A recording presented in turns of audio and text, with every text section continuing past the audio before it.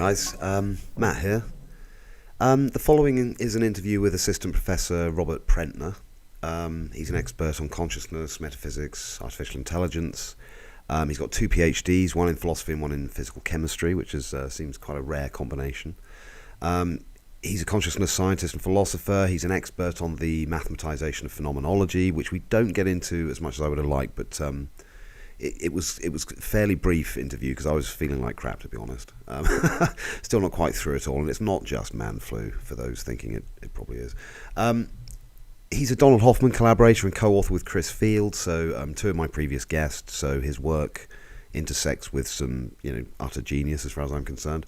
He's got 44 research publications across a range of topics, and also has an Erdos number of 4, which is actually below the mean of about sort of 4.36. So he's on the cool side of that.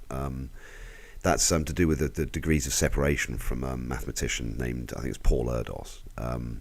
So yeah, go and look that up. It's quite fascinating.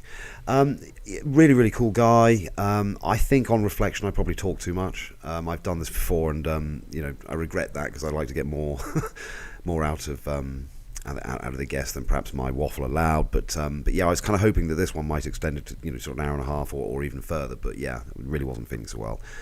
So please do enjoy. Any questions? Just pop them in the chat, and yeah, please like and subscribe as well. Obviously, all helps. Cheers. Take care. Bye.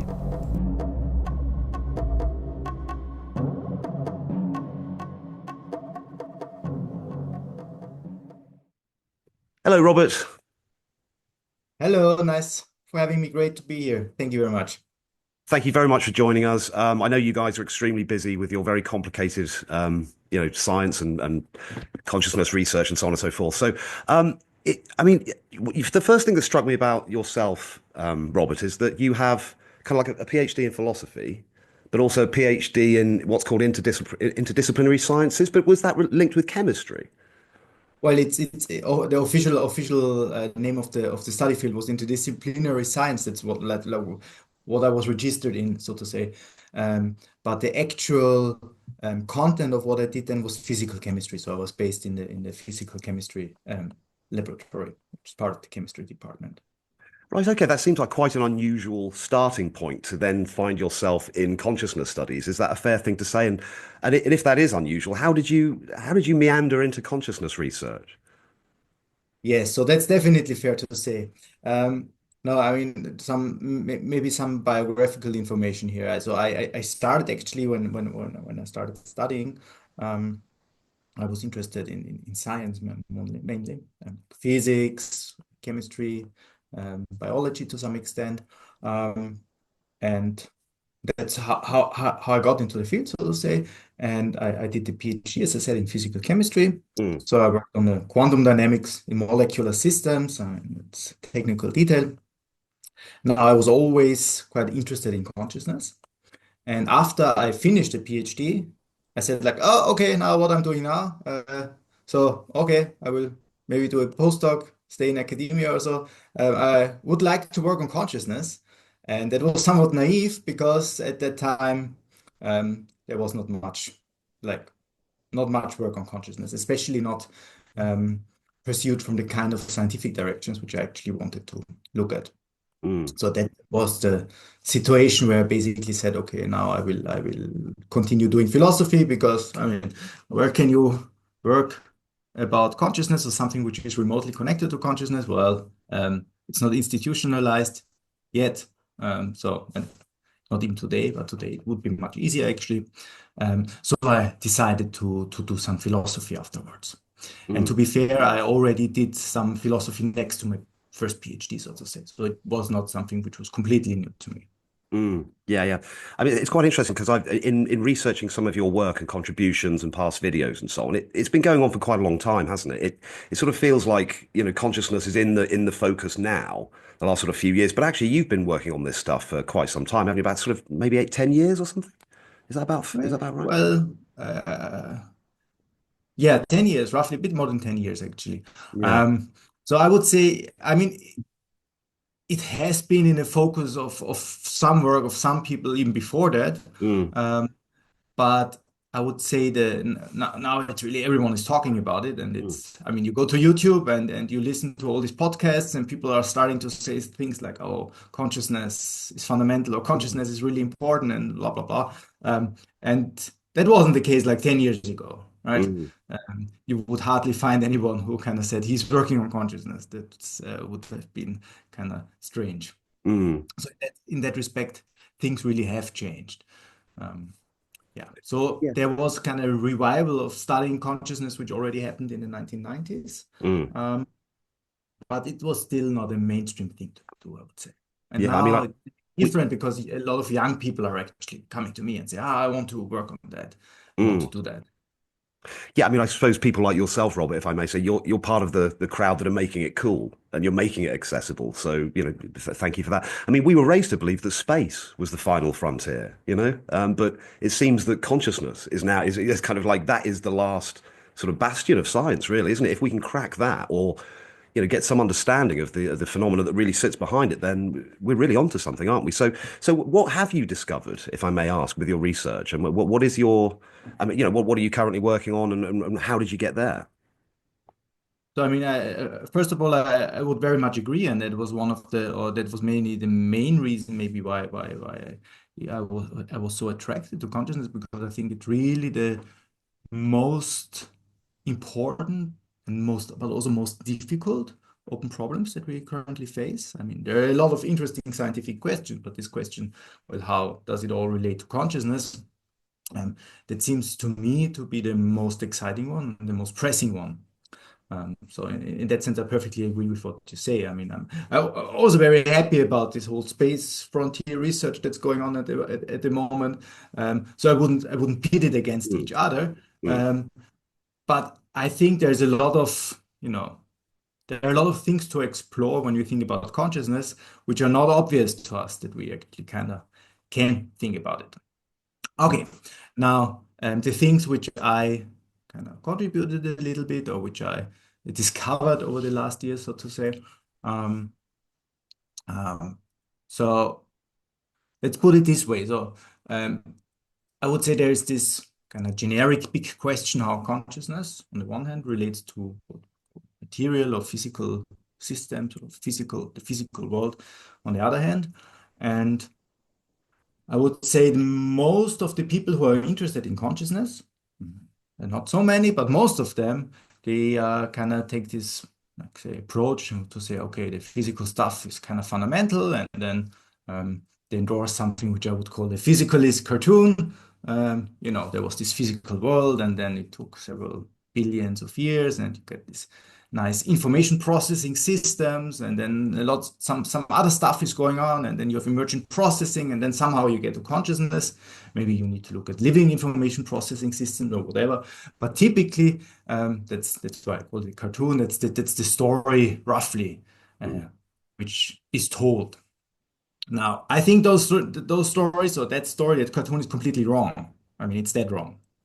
So I think that when you think about this relation, consciousness has to be something which is fundamental. mm, And there are not so many frameworks which are actually compatible with this idea. So I was actually very lucky when I was when I did my philosophy PhD, um, to actually learn about some of the work which Don Hoffman is doing, who was on your show, mhm, when he talked about this work. Um, so it's one of the frameworks which are kind of pursued with let's put it, a scientific or a mathematical kind of research direction, which still is able to kind of accommodate this basic view that consciousness is something which is fundamental. mm, There are actually not so many people and not so many research directions which are really up to that task. mm, Um, so that's currently what I'm actually exploring. And um, one of the cool things which I discovered, it was actually doing my postdoc, which I did with Don. It's the so-called interface theory of perception, which is an account of perception. So there's a very, I would say, a not so contested part, and that's mm, maybe the idea that our perceptions evolved mm, in order to serve useful actions, to underlie useful actions, adaptive actions, however you want to spell it out. I Mm, think that's not a very controversial idea. But mm, the controversial idea is that as a consequence of that, or so to say, as a logical consequence of that, um, perceptions do not mirror any organism independent structure of the world. mm, So that's kind of, well, that really, I think that's really a bit mind-bending. So when you look around, so to say, and you see all these nice things, and you say, there are these objective structures in the world, like space and mm, time and whatever. Um, the most likely, I mean, probability of 19, well, 1 basically, 0.9999999, those things are not independently real. mm. Yeah. Which reminds me of some of the assertions of philosophers throughout history. So sort of David Hume offered up some, some Yes, skeptical I mean, view. basically, it's very similar. I mean, Mm, it's very similar to what Kant, for example, said. The mm, argument is different because it's this evolutionary argument, mm, and that made it somehow. I think that somehow makes it special in a sense that it's a mm, different kind of argument, but the position is very similar to some transcendental idealist mm. ideas. And it's that I think you've hinted at this already that we're tuned to operate within a space-time environment, aren't we? And that's been proved effective, obviously, which is why we're here, right? So it's very easy for people to get caught in that sort of naive realist view where we're just staring through a plate glass window. It's like we're on board this vehicle and we see through a window and we're inside the space-time domain. And that just seems so flipping obvious to people that it's interesting to understand how science seems to be actually sort of catching up with philosophy to a certain degree, and that actually it's becoming to seem like more of an attractive view because, I mean, fundamentally, it seems certain aspects of it. You said they're undeniable, aren't they? That we operate within a perceptual theatre, right? And we know. I mean, science. Most scientists would agree. Materialists would agree that that is a representation of what's out there, right? So but the average person on the street still struggles to get their heads around that. Whereas actually, the more I look at it, the more common sense sort of yourself and Donald's position seems to be because you're starting from first principles. The assumption that, well, there's consciousness. We know that that's there, right? So could you talk a bit because there's been a whole lot of detail that I've got into from your work, and it's just so exciting, this idea of phenomenology, right? Mm. And the mathematization of phenomenology. And I was going to ask, is in fact that what yourself and Donald are doing? But could you talk a bit about phenomenology, the mathematization of it, your interest in it, and what it and how it kind of contributes to this field? Okay. So I mean, yeah, so it's a very different angles. I mean, it's a kind of Mm. high dimensional question. So there are different Sorry. senses in which you can go.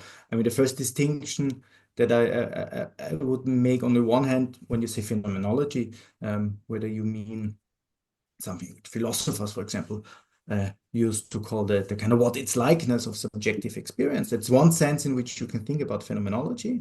The second sense, and that's more of a kind of history of philosophy, maybe idea, is to think about phenomenology as a specific subfield within 20th century philosophy. And I mean, you can, in both contexts, you can talk about the mathematization of phenomenology. Um, so, um, in the first sense, it's this question whether you can find a mathematical model of our phenomenal or of our subjective inner experience, and I think that's a very interesting question. There are some theories which attempt to just exactly do that. Um, and the second dimension is whether you can give mathematical models of what this specific subfield, or whether you can translate the kind of philosophical ideas which were produced in the 20th century into a mathematical kind of language. Mm, Um, I think both domains are actually interesting, and obviously they can heavily intersect with each other, and that's why they share this word phenomenology. mm, But it's not quite the same actually, though. mm, But it's both are interesting. mm. Is there a sense in which could you argue that physics is just phenomenology? If you accept that physics is Hmm. describing regularities within a conscious field, right? Or within experience, then you are describing the contents of experience, aren't you? Right. I mean, I would, of course, I would be happy to say something like that. Um, I know that a lot of people wouldn't be happy to say something like that. Mm, So it depends a bit I mean, if you already accept a certain framework of thinking, then you would say, ah, yeah, well, that's perfectly right. mm, Um, so one of the questions which the philosophical phenomenologists asked themselves were about the what are the conditions under which we form certain perceptual beliefs, certain assumptions about the world. mm, So what are the sort of phenomenological conditions that we can that allow us to speak of a physical world in the first mm, place? mm, And I mean, if you follow that assumption, obviously, um, physics, at least physical theories, are somehow grounded in this phenomenological study. mm, Uh, Now, if you're, in addition, if you're kind of metaphysical idealist or whatever, then obviously, since everything is consciousness or consciousness is, so to say, fundamentally the only thing which is real, then mm. everything, physics included, should be understood as somehow an expression or a manifestation of this consciousness. Mm. So, I mean, do you regard yourself as a sort of metaphysical idealist, or is there something about that that makes it distinct from your position? Well, idealism is one of the more interesting philosophical options which are around. Um, like professionally, as a professional philosopher, I always have a bit of a reservation because there is not just one version of idealist, there's also many different ones.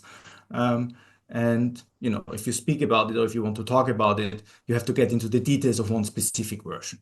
Mm, It doesn't really make sense to find a kind of to shoehorn it into a kind of neat definition. So there's this idea of idealism is defined as kind of mm, view that the fundamental reality is mental in nature, but that could actually mean many things. mm.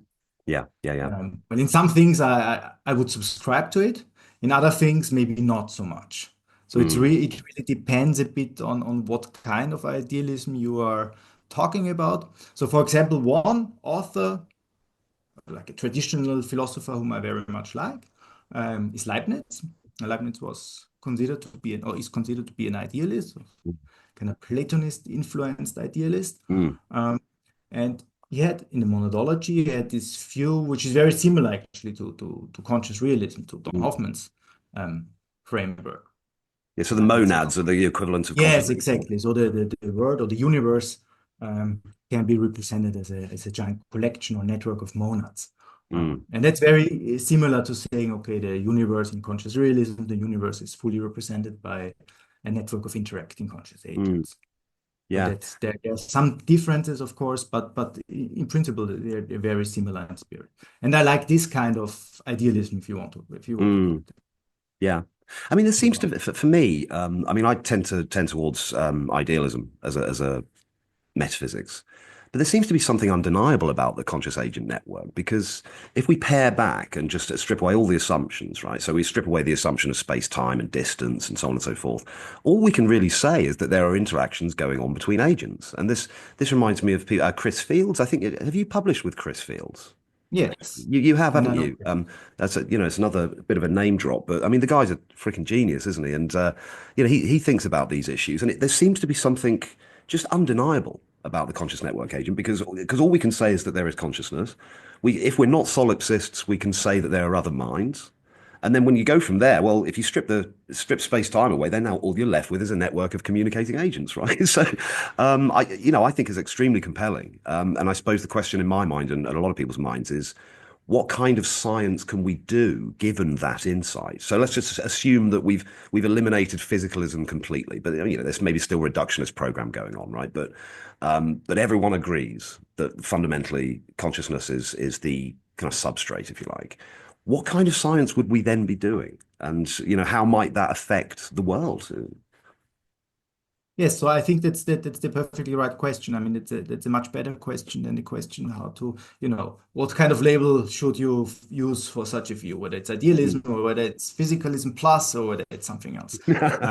So Physicalism. the really interesting question is what does it, if you make this kind of Mm, conceptual change, yeah. what does it allow you to do Mm, scientifically, for example, or maybe with respect to AI, it's also a topic which I'm interested now. mm, Um, and And I think here the theory, conscious agent theory or any other theory, needs something like an additional ingredient. And now in my case, the way how I would call it the additional ingredient is the interface theory of perception. So we really need to have this fused together in order to produce something which is interesting. When you mention Chris, I mean, Chris is now and has been for many, many years very influenced by Carl Friston's work, the Markov blanket formalism, which there are a lot of commonalities and similarities. Mm. So I'm pretty sure he would endorse that one. And so and anyway, I mean, as I said, it's not about labels. It's about these concrete Mm. things that you Yeah. can do with that. And and here I think this idea which Don and I had, that you can use this or that systems that produce interfaces, or interfaces to what? Interfaces to networks of conscious agents, can lead to very interesting new developments. So for example, if you're interested in this question of conscious AI, what does it mean to have conscious AI or a conscious computer? I mean, Mm. most of the people who study that, they endorse something which, like the cartoon physicalism that I kind of laid out in the beginning. Mm. I think that's completely wrong. Um, but it opens up very interesting possibilities to think about, once you shift your conceptual framework to this more, let's call it idealist, or maybe uh, whatever you want to call it, framework, Non-physicalist. non-physicalist Yeah. framework. Yeah. And even then, I know that Chris once published a paper with Mike Levin, who is also a friend of mine, and I mean, he's doing great work. Mm. And they published a paper under the name of something with physicalism. So, I mean, it's really just a kind of labeling thing, I guess. That's really interesting because there's areas of sort of thinking about Mike Levin. There's areas of his work that absolutely raise metaphysical questions and questions about our, definition of consciousness and agency and so on. But bits of it, it just doesn't matter, does it? It doesn't matter what, So you can have philosophers scratching their heads about what it all means, but actually it doesn't matter. You can crack on and do the science anyway, can't you? So that's quite interesting. Yeah, that's right. I wanted to ask about, because I think you've already hinted at this in a way, that the logical positivists, so A.J. Ayer and Wittgenstein, all these guys, or early Wittgenstein, they said that you can't really talk about anything that can't be weighed and measured, right? So basically any sentence that doesn't contain logical coherence or empirically verifiable data, it's just a waste of time, right? So I mean, what do you think about that? What do you think? I mean, you could say that the limits of Kantian knowledge are similar to that, right? The threshold. I mean, do you think that's true? Because there's people within our group, and we have a lot of internal discussion, quite often passionate disagreement about this. And we've got a bunch of people just saying metaphysics is off the table. Just there's no point in doing any of that speculation. But for me, that might close off certain scientific avenues if you did that. So I don't know. Do you have any thoughts about logical positivism? What can we say about what's out there? And how does this influence your work and thinking? Yeah, so I mean, logical positivism, I mean, it's a huge question. And I mean, obviously, I mean, historically, logical positivism kind of died. So it's kind of dead, or at least it smells funny. But I mean, there are people who are trying to kind of revive some of that ideas. Mm, And Rudolf Carnap, one of the big names, so to say, in logical positivism in his early years at least, he was actually very much influenced by phenomenology, Gestalt psychology, and these ideas. So he believed that the ultimate positivistic ground, so to say, mm, has something to do with experience. mm, Very interesting. If you read his early book, Der Aufbau, he talks about it. Now, to answer your question, I think it's quite interesting to go back even like a bit more like to Kant, and you mentioned Kant, and Kant is often interpreted as someone who kind of said, okay, we have this kind of don't do metaphysics, we can't go beyond the categorical apparatus or whatever. mm, Um, in some sense, that's true, but it's only true for one particular kind of doing metaphysics, which Kant called dogmatic metaphysics. yeah. Stuff This about critique God was and given to yeah. him by Hume, and well, there's a whole historical story to talk about it. But I mean, Kant didn't stop writing after the critique of pure reason. I mean, he didn't die or didn't publish anything. He did a lot of work after that. Mm. And one of the things that Kant wrote is a book called the Prolegomena, um, which is actually something like a, well, one could say an instruction manual for future metaphysicians. So Mm. Kant was really interested actually in getting metaphysics off the ground. He Mm. just thought that one particular kind of doing metaphysics, namely the idea of, well, reasoning about some non-empirical whatever Mm. things is problematic. Mm. Um, so Kant believed, for example, doing critical philosophy or transcendentalism to reason about the conditions of Mm. possibility to get to certain claims is actually a good route to this new metaphysics, so to say. Mm. Uh, and in that sense, I think this tension, this critique of metaphysics, but also this realization that we actually have to do metaphysics in particular way, and then we can discuss about, or we can fight about, so to say, Mm. what would be the right way here. That's already present in Kant, so this tension. So you don't even have to go to logical Mm. positivism to think about this issue. Um, Mm. yes. Now, we also said that there is a certain similarity between the interface theory of perception and some ideas of transcendental philosophy, of the transcendental aesthetics of Kant. And here I would agree. And so that's why I think there's a if a Kantian, so to say, would believe that analyzing the conditions of possibility of having certain experiences might lead to new metaphysics, I would say, Mm. okay, analyzing the processes which underlie the construction of such interfaces Mm. might be a viable way of doing a kind of metaphysical, call it the metaphysical science or a science-informed metaphysics or something like that. Mm. That's fascinating, isn't it? Because if you pursue sort of phenomenology, you could say that that's a form that's ultra empiricism because you're literally dealing only with the contents of experience. And again, if Mm. you say, well, actually, we'll strip away the assumptions of space and time and so on and so forth, you could then actually see that. So the material kind of a space-time manifold thing, that's a metaphysical claim, right? And yet that Yes. seems to be the thing that most people assume. And so they, so most, a lot of physical scientists, they don't know that they're doing metaphysics, but they kind of are because they're making Yes. these assumptions about these substances, perhaps an old-fashioned term there, but about substantial qualities of the universe that possibly don't exist. But so well, not in some physical extended sense anyway. So there's a paradoxical thing there that actually pursuing, say, conscious realism or the conscious agent theory is actually the ultimate in empiricism, and that then reminds me of Berkeley, because of course Berkeley was an idealist, but also you could say he was an ultra empiricist because he was saying, no, I'm just following the evidence of my senses, and this is kind of where it leads. Is that fair? Is it?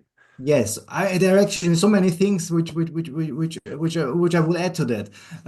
So the first thing is to say there's an old saying to say that if you're doing something, or if people claim that they're doing science without metaphysics, then they're doing metaphysics, but a very bad metaphysics.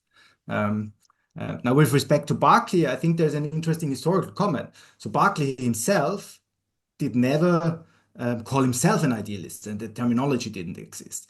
But he called himself an anti-materialist because, and you said he's like the ultimate empiricist, and that's true actually. So Mm. he was really interested in dispelling this myth of, well, material at his time, where material objects were defined, and Sapaki said, no, based on our experience, things like that actually don't exist. And then he Mm. tried to give arguments for that. So I think he's a very interesting figure. You might not agree with all of his kind of later conclusions, but I think that this whole idea of starting, there's this kind of concept that maybe scientists or rationalists or whoever they kind of invoke, but actually it's fully loaded. If you compare it to a concrete experience, you Mm. will see that it's completely unviable. Mm. You find that motive with Berkeley. So in that sense, Berkeley is really very close to what people would now think is really commonsensical to do. Mm. Uh, so Yeah. that's a fascinating insight. Yeah, I know we're darting around a lot, but obviously the dotted line is always there to the mathematization of phenomenology. And I just wanted to get into that a Yes. little bit because I've tried Sorry. reading some of yours and Donald's papers and the things like the trace chains, the Markovian kind of probabilistic stuff, and it's I'm not a mathematician, I can do a bit of math, but I'm not that great at it. And there's so many terms in there I don't really follow. But are we getting to the point where we can formally describe, and I think these papers seem to be suggesting that we can now formally describe experience in some sense. And you're using a basic example of sort of like just, maybe three possible colors or two possible colors in a Markovian sort of matrix. I mean, is that beginning to sort of start representing what's really going on in terms of dynamics of experience? Well, I think that's the, so to say, that would be uh, the goal, right? Yeah, yeah, Um, yeah. the idea in these papers, which you refer to, the fusions of consciousness paper, for example, there are certain things about conscious experience, certain structural features, so to say, about conscious experience, which are really puzzling. Mm, Um, and when you mathematize phenomenology, in, in the first sense that I kind of appealed to in the beginning, mm, like in the fusions paper we've done, then the goal would really be to say, okay, you have a mathematical formalism which shows you how some of these weird properties of consciousness can be formally described. And in mm, the fusion of consciousness paper, it was about well, the fusion of consciousness, a so-called combination of different kind of types of conscious experiences. So you said you have these colors, like red, green, blue. That was the simplified example in the paper. You have red, green, blue, but you also have all these intermediate steps, and they are not just, let's put it this way, just linear combinations of the other experiences. They are each individual, perfectly valid experiences. So how mm, could that be? Um, that was one of the questions which was explored in that paper. mm, Um, yeah, another question is actually related to observation. What is an observer? What's the, so to say, logical structure of observation? mm, Um, it's also something which could in principle be dealt with. mm, Or another question about consciousness is the so-called binding problem, the phenomenal binding problem. How is it that consciousness presents itself as this unified subjective thing? mm, Um, it seems to be quite mysterious, especially if you look at what's going on in the brain. I mean, there are these mm, distributed processes everywhere. So mm, why is that related to this kind of unified subjective thing at all? mm, And so there are many interesting questions which you could use math if you're optimistic about math, and I'm optimistic about math, which you could use math to try to formalize. mm. Yeah. Whether the field that I wouldn't say that the field is already there. Your field, I wouldn't say that the field already knows how to do it. Mm, Uh, but more and more researchers realize the importance of being able to do it. mm. And it's interesting there because, of course, if you're studying consciousness again and you're trying to do it sensibly, remove all the assumptions, you presumably you can operate even if there is no real single entity. So if there is no real mat, right, but there's just a kind of sequence of mat models, if you like, that relate to each other Mhm. quite strongly. That doesn't matter, does it? You can still do this science, right? So if the question of personal identity, let's say, for example, let's say we resolve that question and say there is no real identity, right? And actually, a Mhm. lot of a lot of physical science points to that as well, doesn't it? Right? That doesn't stop you guys doing this, does it? It doesn't matter that there might not be a single individual continuity, does it? No, Mm, no, not at all. I mean, I would say that's one of the important realizations which is now almost ubiquitous in consciousness science, independent of whether you're an idealist or a physicalist or whatever, mm, and that you can dissociate this question of like selfhood and personal identity on the mm. one hand from Yeah, this question of phenomenal experience on the other. Those are two different yeah, things. yeah. I personally would say, okay, you start with phenomenal experience, and in certain systems, you get this kind of notion of selves or of persons that do it. Um, Mm. but anyway, I mean, no matter how you want to play it, I think those are two different questions. Yeah, yeah, they are. But it does lead me to one insight, which is that I think, is it the case that you've got to be quite strong-minded to be able to study this stuff? Because you hear about people being exposed to it and think, oh my God, it might undermine their sense of identity or continuity, that kind of thing. It can be quite shocking, some of these insights, because again, they don't relate to our common sense view of the world at all, do they? Whether that's due to our instincts or it's been inherited culturally. It's quite scary stuff for some people, isn't it?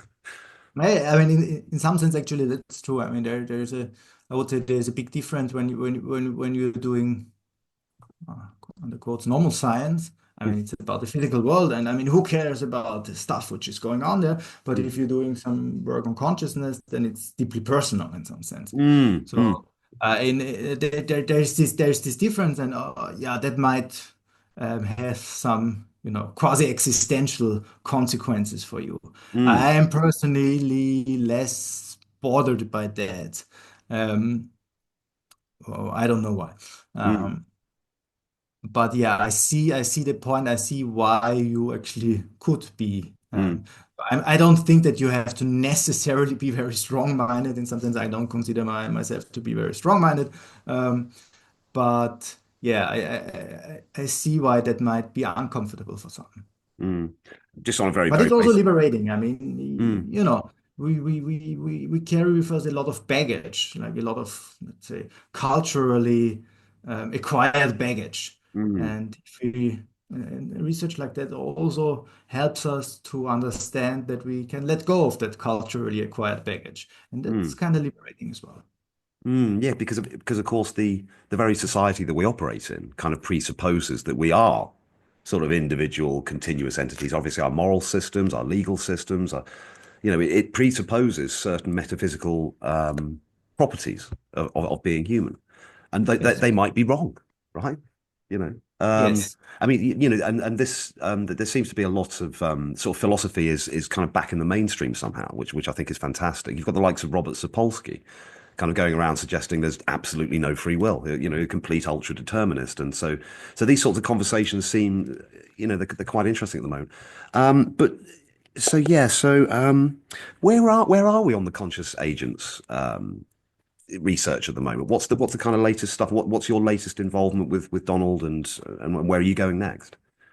With the conscious agent specifically, Mm, well, I mean, there are multiple directions which you could actually pursue. And I just published a paper with Don like half a year ago, which is a short paper called Interfacing Consciousness. And I already told you, I think that the most, let's say, profitable approach to conscious agent theory is if you couple it with an interesting theory about cognition and the interface theory of perception. And um, and that leads to multiple directions where you could actually go. And one direction, and Don probably talked about this at length in mm, your podcast together, is this relation between consciousness and, say, fundamental physics. mm, There's lots to say here, but I won't repeat that stuff. I mean, you had a long conversation about it. mm. I think that's not the only area of interest.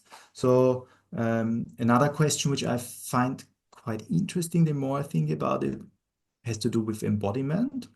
You probably have heard about this. Is this embodied Embodiment. AI? Yes, no, well, Okay. without the AI, so to say, just a normal embodiment in Okay. Yeah. biology. Yeah. The idea of The relation between embodiment and agency. So a lot Mm, of people now of the persuasion that, so to say, agency is intimately related to embodiment. mm, Um, Now, according to the interface theory, that might actually be a mistake. right.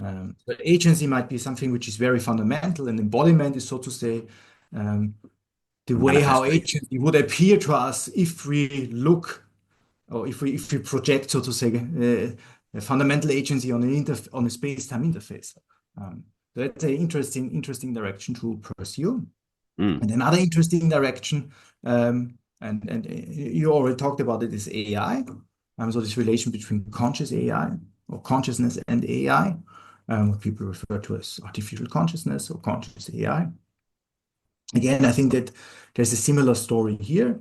Um, so the normal, let's say the conventional cartoonish way how people think about it would be to say, okay, you have this information processing system and they're ultra complicated. And the more complicated it gets, maybe at one point, yeah, I don't know, this magic thing happens and then you have this conscious thing coming out there. mm, Now, I think the conscious realism slash interface theory gives you a completely new framework to think about these things. It says, okay, no, consciousness is fundamental. There's this really existing space or realm of consciousness, but we can design technologies, or we can design, assemble interfaces to actually make that visible, to mm, get insights into it. mm, Um, and that might turn the tables in this debate as well. So I mm, think there's actually there are lots of things to pursue mm. from the kind of framework of consciousness being Mm. fundamental. Yeah, so the standard interpretation is that there was no consciousness in the universe. Stuff got complicated, and then bingo, the light comes on. But Yes. but I mean, some of Mike Levin's work might offer support to this sort of non-physicalist view as well, because he seems to be showing that what you just said is true. That well, what you just hypothesized is true. That this idea that there's agency first, and then it manifests in these kind of this particular space-time medium, right? So this is just one particular headset, right? Because he's seeing examples of agency in extraordinarily basic systems. So things like these sorting algorithms are Mm. showing things like delayed gratification. So they can, they hit a block, and then, like a magnet, if it hits a block, it just keeps trying to go through. But these kind of find ways to go around and delay the ultimate. I mean, if that's just a basic logic algorithm with nothing mysterious going on, displaying volition in a way, goal-directed behavior, then that does seem to suggest that it's just everywhere. Mind is everywhere, right?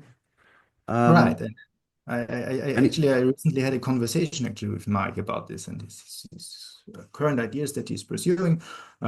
So I don't want to speak for Mike, of course, but I think what he's saying is very, very much compatible actually mm, with the framework which I like. mm, yeah. There was something else that was just a little bit off the wall. I've noticed that you have an Erdos number. Oh, yes. And that's for those that are not familiar with deep mathematics, there was a chap called Paul Erdos, was it? And it's to Yes. do with the amount of sort of distance separation between his original publications and yours. So yours is 4, is that right? Mine is 4, and the reason why mine is 4 is because I published with Chris, and Chris is 3.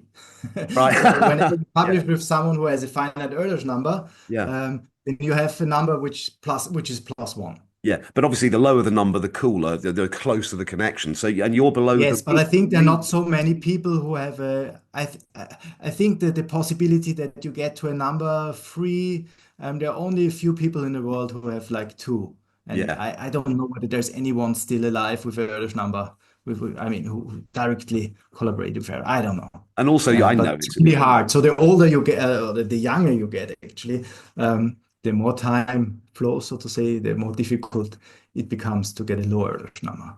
yeah, yeah, yeah. And that brings me on to something else, this idea that in some sense mathematicians have kind of always known that there's a deeper reality than just the physical space, right? You Yeah. think about things like Platonism. Again, Levin talks about this, but this idea of where is that kind of why does it manifest like that? So the normal distributions, for example, where is that stored? Do you have any thoughts on that, on the fundamental nature of mathematics? Are you a Platonist? What's your position on that? Yes, I mean, I'm not a philosopher of mathematics, obviously, but it's true. I think mathematics is actually a prime example. If someone will ask me about some kind of tangible, non-physical stuff that's going on, then I would say, oh well, go to the math department, look what they are doing, and then you would discover, well, okay, there might be there is this idea of Platonism of having this kind of mathematical objects which live out there, which are non-physical and live out there.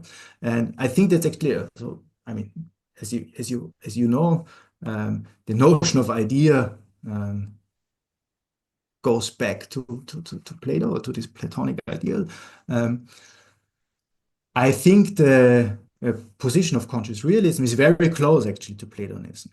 Hmm, So conscious realism thinks about patterns of consciousness, patterns of conscious agents, and all kinds of mathematical structures, according to conscious realism, would be just one possible pattern in this huge space of conscious entities. hmm, If hmm. you want to say so, it's a bit of a kind of souped up, more interesting dynamic version of Platonism. with go faster stripes on it. So, Yes. so, is there anything you particularly want to talk about for the rest of this? I mean, I've got loads of questions, but is there anything you'd like to cover? Uh, well, actually, not specifically. So I saw actually I watched the podcast with Don in order to kind of mentally prepare myself for some things and also other things. You had met Sigal recently. Mm, A lot of interesting things, and you kind of expressed in this podcast that you're self-drawn to a kind of idealist position. mm, So I would be very curious to think, but you already said a couple of things about that. mm. So Yeah, that was my main interest, which I had. yeah. So why am I? Yeah, why do I lean towards idealism? I think it's partly because of people like yourself, right? So it's the fact that science itself now seems to be hitting a bit of a brick wall with materialism. Obviously, you Mhm. got Bernardo Kastrup. He popularized this a few years ago. I got right into this a few years ago during COVID when I didn't have anything else to do but watch brilliant minds like yourself talk about this stuff, right? So a bit of a crash course for me. But I've always had that sort of suspicion. Even in my childhood, I sensed that there was something more than just the physical world. I had some kind of meditative experience or trance-like experience as a child, which showed me that there's a world in there as well. There's a mental Mm. world that can be explored, and it's probably deeper in some sense than the physical world. Or that's the intuitive sense that I had. But I was raised a Catholic, and so I didn't have a positive experience with religion. So I was then became an atheist, and it seems to be a very common journey that people go through. They sort of think, oh well, I'm a total atheist materialist. There's no meaning in the world. And then you start seeing findings in science and philosophy. You think, oh, hang on a minute, and then you go back Mm. to your sort of childhood instincts again, and you think, oh, maybe I was right to begin with. So but for me, it's there's some very very simple arguments. It's just it's the most parsimonious argument because materialism requires an additional substance, matter, right? Whereas idealism doesn't necessarily claim any new substances. I mean, you've then got the Kantian threshold. Well, how can we really say anything about what's beyond our experience? But that leads me to the idea that well, it must be mental because that's all we've ever had experience of, right? Mhm. And so, why suppose that the phenomena that's out there doing stuff to us, why suppose that that's completely dead, inert, clockwork stuff? Because the only other type of agency that we've experienced is our own, which is conscious agency. So, I suppose that, in fact, everything that has any impression on me has some kind of agential property. So, I think, does that make sense? Yeah, no, that makes perfect sense. So, I mean, I think I would add to that one of the, I would say one of the very interesting or intriguing questions to me is why does it look, or why do we have this, at least why do we think it looks different? I mean, we think it looks, there's this physical world outside and we can do Mm. physics and science and all this kind of things. So how does that fit into that grander picture, so to say? Yeah, absolutely. Yeah, there is no objective sort of final reality because yeah, you get color blindness, bats, they echolocation. There's so many different ways of interfacing that it Yes, suggests that there exactly. is no fundamental objective reality. There are just interfaces. But then there's the question. Yeah, I suppose so. The interfaces aren't between an individual agent and an objective world. They're just between an agent and other agents. Yeah, so in conscious realism, you would say, I mean, there's always this question, I mean, so to say, a natural urge. If you talk about an interface, then the natural question is, well, but what is it an interface Mm, to, right? mm, What lies beyond the interface, so to say? I think that's a very natural question to ask. Um, and there are different ways how to try to go from there. You can say, okay, now you speculate about the stuff that's so to say living beyond the interface, and mm, then if you like to endorse something like conscious realism, you would say, okay, it's um, the world that lies beyond the interface, so to say, is pure, can be purely represented as this network of conscious agents. Um, mm. Yeah, yeah, there are yeah. different ways to answer this question. You kind of say, okay, no, it's just interfaces. It's interfaces all the way down, so to say. Interfaces of communication between interfaces. So it's a bit Mm, hard. It's a bit hard how to make sense of that claim. But it's also, I think that's also a viable mm. physics, Yeah, so and to this, say, to bring into the table, on the table. mm.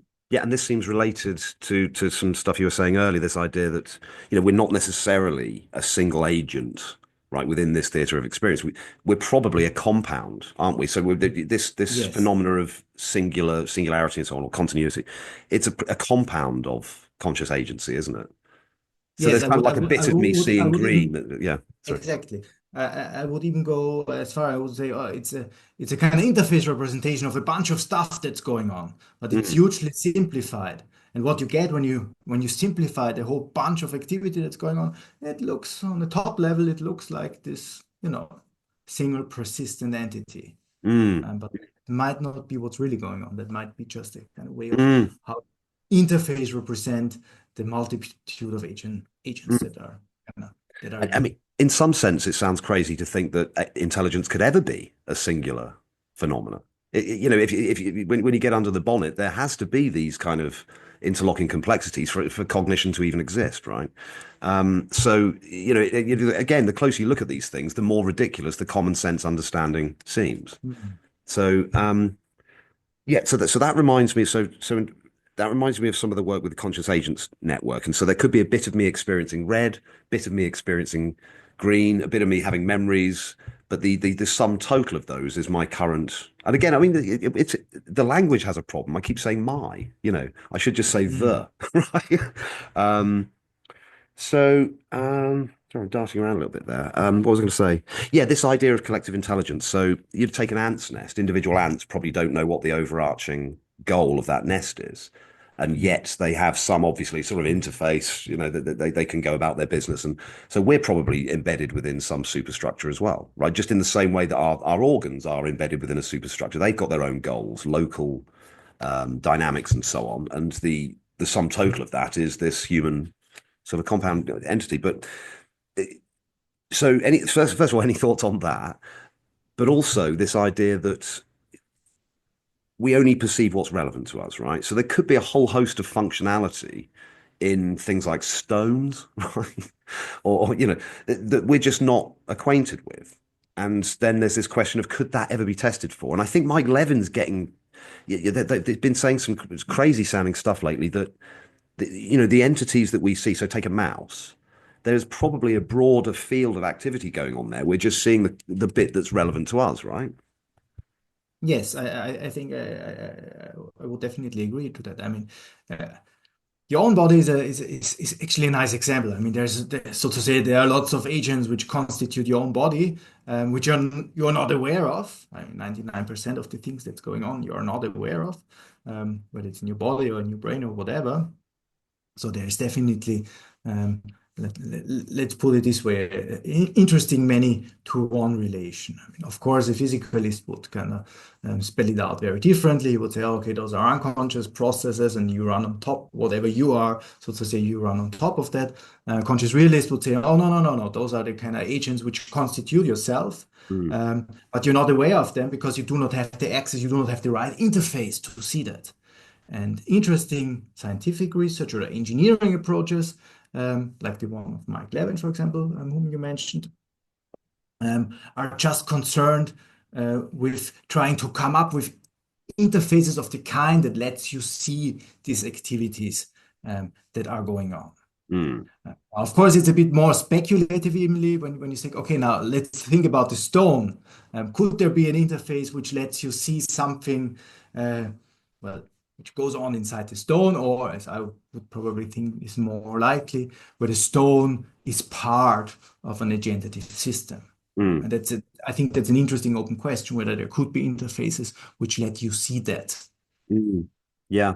Well, and actually, you might even argue that but it's sort of physics, particle physics is the beginning of some sort of an interface like that because and the stone to an ordinary mammal just looks like a kind of inert chunk of almost irrelevant material, unless you can throw it and kill something, right? But, you know, it, but physics shows us there's a hell of a lot of activity going on within the stone that we can't ordinarily perceive. So is physics in some sense the beginning of that delving deeper into um, you know, contents of our experience. Well, in some sense, yes, but I mean, in a different sense, of course, one would say there's a there's also a similarity between the stone and physics, so to say, Mm, on this picture, in the same sense that the stone is just an icon of your interface. And there's lots of stuff which might go on within the stone, or where the stone is at least part of. The same might be true for a notion of a physical particle. And Mm, Dawn's project of kind of connecting consciousness to fundamental physics is just this question: how can you recover physics as an interface projection of an interface version of what's really going on in consciousness? So mm, physics is on the most fundamental level in this picture. Physics would be something like a very simplified interface representation of a mm. very complicated thing that's going on. But then, of course, within physics itself, you've got the emergence of these ideas, things like the Amplituhedra. So these kind of non-spatiotemporal constructs that potentially kind of project information into. Yes, I mean you always have interfaces which are nested within interfaces. Mm, So there's a really interesting kind of convolution that's going on here. You have interfaces which hide, which emerge, so to say, new interfaces, or which feature new interfaces, and that's very similar to the way how I would think about AI. Um, mm, Basically, within an interface, working to assemble a new interface from components of the interface, or from mm, components which show on the interfaces. I don't know, whatever mm. they are. So, as a very basic question, I mean, do you think AI can ever be conscious or phenomenally conscious? Well, yes. So I think at the moment, well, let's go back a bit. I would say if you uh, also biographically in some sense, um, I'm very happy to say something like the following: that computational systems are merely very impoverished ways how consciousness is manifest. And I was happy with that. Now, especially like when people got crazy about ChatGPT 2.5 years ago or so. Um, I still have this opinion, but it somewhat got this interesting twist Mm, where I say, okay, but then something very interesting is happening within those impoverished interface representations of consciousness, namely, they start to emerge, or however you want to call it, or you can engineer them, um, new ways of accessing the very foundation that they're coming from. mm, That brings you, in some sense, you could call that a conscious AI. mm, Um, Now, but I don't think that at the moment, if you look at the current technology that we have, there is something like an intrinsic perspective that an AI has on the world. So to say, it's not mm, something like for the AI to experience that. Now, that said, of course, if you're so to say, if you take consciousness as fundamental and everything derives from consciousness, then trivially, computer systems are conscious. I mean, like mm, matter is somewhat mm, conscious, mm, um, but it's not conscious for itself. And that's yeah. that's the tricky part. Mm. I've arrived at that position before. That very same idea. It's just, I mean, the stuff that these computers are made of, they're just obviously the content of our experience, but they represent something, right? So there is some phenomena behind them. And I think I got Don to agree. I said, look, we're not that there is no moon when we're not looking, but there is something there that looks like the moon, right? Yeah, Yes. that continues on, and he accepted that. The same is probably true for these kind of AI systems. It's an assembly of fundamental conscious phenomena, but it's constructed in a way that will never give a kind of singular human centric kind of perspective. So they're not, but they've got something. I don't know. Right. And that was what I said. That was, so to say, the old position which I had, which I'm happy to Mm, kind of, which I'm happy to I mean, make explicit, so to mm, say. mm, Um, And this new twist that these systems could be put together in a way that lets them experience, so to say, their origin, or where they come from, so to say, mm, that's so to say an additional, let's say, wrinkle to the story. So mm. that's very, I think that's what's happening when people are thinking about conscious AIs. That's fascinating. So I came across quite a while ago. There was a thinker called Steve Grand. Don't know whether you've heard of him. Mhm. Have you heard of it? He wrote a book called Life and How to Make It. And I think at the time he probably would describe himself as some kind of materialist, but he had some interesting ideas about emergence, persisting forms, and sort of eddies in a pool, this kind of stuff. But he said, let's just abandon, if we want to produce an intelligent, conscious machine, he said, abandon the philosophical questions and just crack on and do it. So build a Mhm. machine that has eyesight, so give it a camera. Build a machine that has embodiment. Dotted line to what you were saying earlier, because some people are now saying in AI that that's the way forward, is to embody them and to give them a sense Mm. of their own mortality. And it's that kind of impetus that beings, if you like, or sort of entities need to evolve sort of self-interest and volition and opinions and things like that. So that's quite interesting. So Steve Graham was saying get rid of the philosophical questions and just build something that looks like a conscious conscious machine, and I think he made quite good progress with that. But where do you start? I mean, is it a good idea doing this anyway? This AI I stuff. mean, it's of course that the bigger question whether we should pursue that. I think actually, the alternative is that we don't do it. And I mean, given the current development and the current climate, we will, with 99% certainty, get very intelligent machines which are much more intelligent than we are. Um, and I mean, humans are kind of bad and greedy and they do a lot of irresponsible stuff. So we will end up with these machines controlling a lot of the things which we care about. Mm, I mean, I'm not trying to make this narrative that they will take over and I don't know what, but at least we will come into a position where that's deeply, even more than it does today, but like in mm, 10 years or so, it will deeply influence our daily life, so to say. And now we have the choice whether we want such machines to have a sense of subjectivity or consciousness or whatever or not. mm, mm, And I mean, there are good arguments for actually not doing it. I think one of the best arguments is actually to say, oh, you do not want to increase, so to say, the amount of suffering in the world. I think that's a very noble cause. mm, Uh, but a good argument for actually having that would be to say, okay, that's the only way how we can ensure, or how we have a chance. Maybe we cannot ensure it, but at least we have a chance that these super intelligent machines do not, I don't know, do something which is very, very stupid. I mean, having machines which can feel something like empathy, for example, mm, or have other conscious or conscious-like experience. I think that's also a big chance for mm. humanity, right? Um, Absolutely. we have a lot of problems, and humans are very bad and create a lot of problems. So we really need the help we need as much help as we could get to actually solve those problems, tackle those problems. And that might be a way, well, consciousness and AI might be a way to actually contribute to this help in our problems. Okay. Now, earlier in this conversation, we talked about this dissociation between the self, so to say, and the phenomenal consciousness. And I think that's exactly what's going on here. So when you think about embodied AI, that I would really locate it more on this, not on the phenomenal consciousness side. I don't think that kind of emerges phenomenal consciousness or whatever that helps, or whatever you want to call it.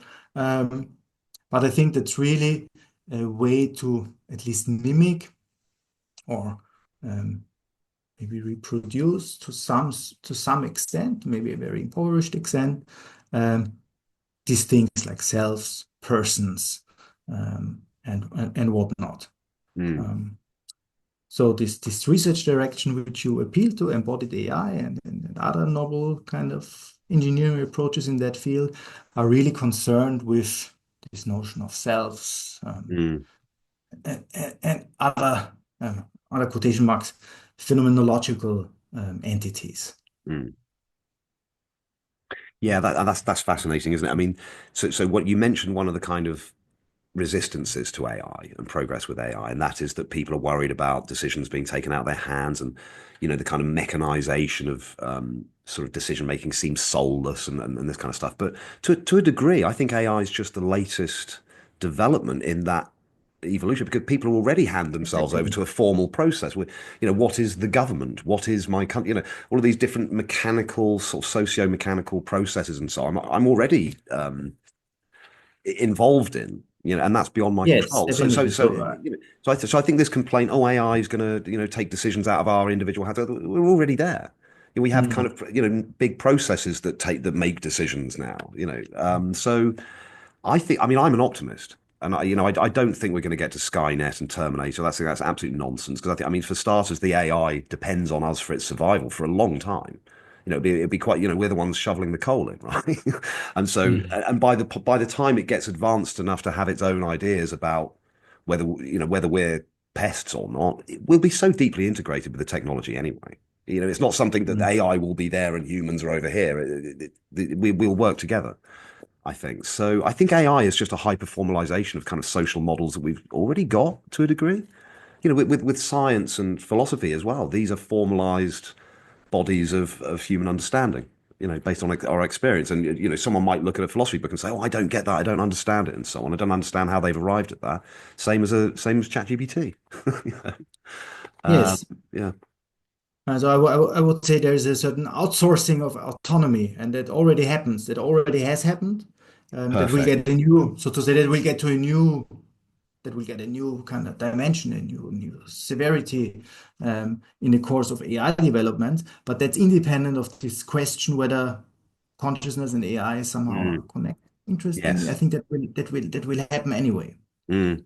Um, Yeah, because I mean, this obsession with thinking about AI in terms of personality and self, again, that's based on the assumption that there is such a thing as self, and there is a continuing identity. So again, the relevance of philosophy is just, because we need to understand what we mean by self before we start yes, worrying about the ethics of selves within these systems.